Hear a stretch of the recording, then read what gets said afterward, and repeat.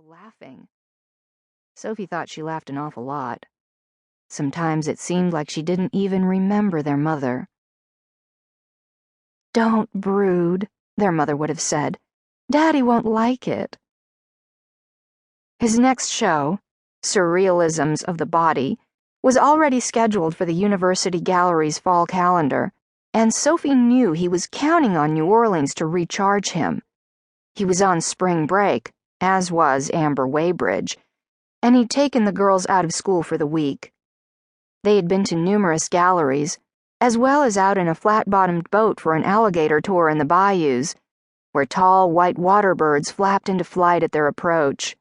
When the guide cut the motor and tossed marshmallows onto the slick, shining brown skin of the water, they all sat silently on the metal benches, squeezed among the other tourists, as the rampant green foliage and the insects' whine seemed to close in upon them. "Hands inside the boat," the guide had barked suddenly into his microphone, and long muscled bodies had slithered along beside them and risen up, the scaly pale flesh, the lizardy eye. Vast jaws had opened and snapped.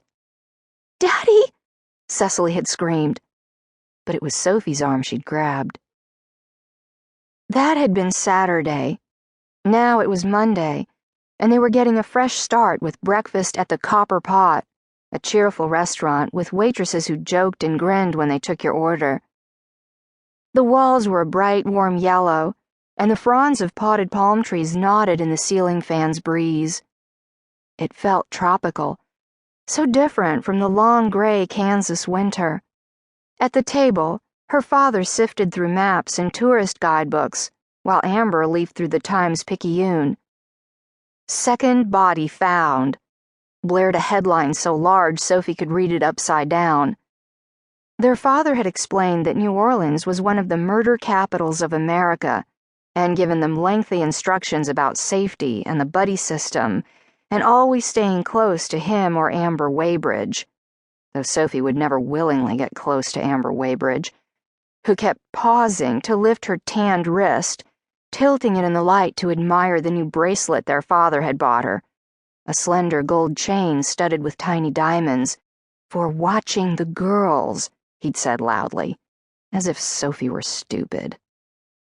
Sophie ran her fingertip across the elaborate castle, all purple turrets and red spires, that Cecily had been crayoning into a sketch pad. "No electronica on vacation," their father had said firmly. But Sophie had heard, under his dictatorial tone, the plea, almost a whine, and she knew that with a little pressure he could be overcome, that he secretly longed to continue the quiet, familiar isolation of all of them absorbed in their Game Boys and iPods and iPhones and laptops, their bodies moving along together, but their minds in separate worlds, the way they had been ever since the pancreatic began. Sophie knew she would have to complain only a little for their father to give in, to collapse and let them retreat into their unshareable distractions.